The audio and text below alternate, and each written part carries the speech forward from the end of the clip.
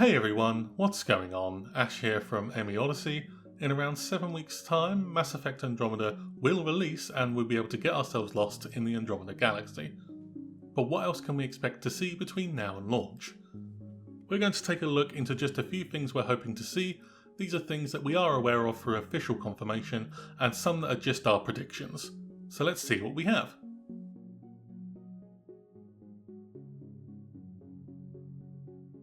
This one's kind of obvious. We've had 4 of our Andromeda Initiative briefings, leaving just the 2 remaining between now and launch day. We've had the Welcome briefing, the Arcs and Nexus briefing, the Tempest and Nomad briefing, and in the last few days we were given our brief on the role of the Pathfinder and got to meet the official crew of the Andromeda Initiative. If we had to guess what the 2 remaining briefings were, we think that one may focus on the Golden Worlds that have been chosen as the best options for the initiative to settle on.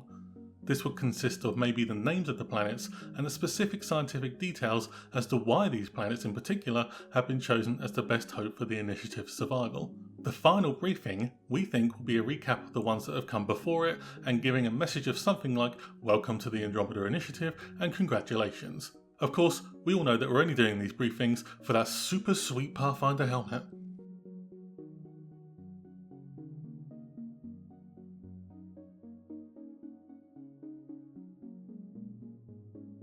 So far, we've had the E3 2015 announcement trailer, the N7 Day 2015 trailer, the EA Play trailer, the Join the Andromeda Initiative trailer, which was more of a precursor to the briefing videos but we'll let this one slide, and we've had the 2 cinematic trailers. The first was shown on N7 Day 2016 and the second, which was revealed only a few days ago.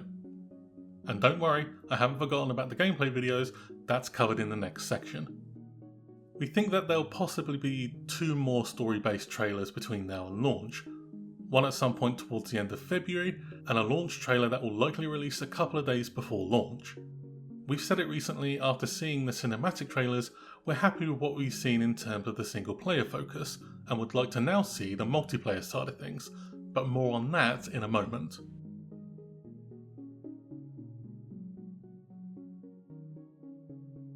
In the gameplay videos we've seen of Mass Effect Andromeda, we've seen roughly around 10 minutes of gameplay. Not a huge amount, but enough to wet the whistle. But normally when a big game is about to launch, it will often get a lengthy gameplay showcase video, much like Horizon Zero Dawn has been getting in the last day or so. These are normally done by way of some of the devs playing a section of a level in the middle of the game while they talk about the development of the game. We feel like this would be a very good thing for those who are still unsure as to whether they will buy the game or wait and see. Plus, if they showed some multiplayer gameplay at the same time, we wouldn't say no to that. There will normally be press events too, where the press is invited to try the game out and get their first impressions of the game. Again, much like Horizon Zero Dawn did recently. These are the events where the previously mentioned 20+ minute gameplay showcase videos normally come from, but we'll have to wait and see if this is the case for Andromeda.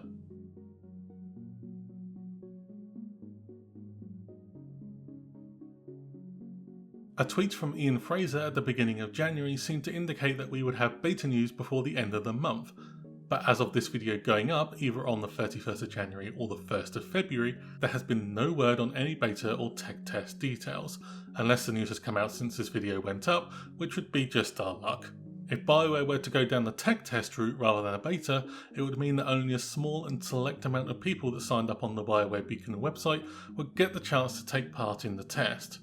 Meaning a lot of people would likely have to wait until launch, but if a beta were to happen instead, then it would mean a larger amount of people could participate and it would give the BioWare multiplayer servers a much better test. Although it has been confirmed that Andromeda multiplayer will not have dedicated servers, it will be the same as Mass Effect 3 multiplayer, which has peer-to-peer.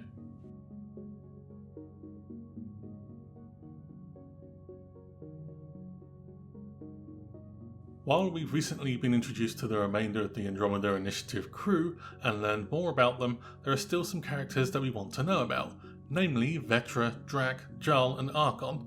Most details of these characters may be tied to the story of the game in some way, but as with other characters, BioWare may well release character bios so that we can at least get some background information of the characters we're going to meet along the way. While we're not ones for picking favourites, we really want to know about Vetra. She looks really cool. So those are just a few things we think you should look out for between now and the launch date of Mass Effect Andromeda. But what do you guys expect to see between now and launch?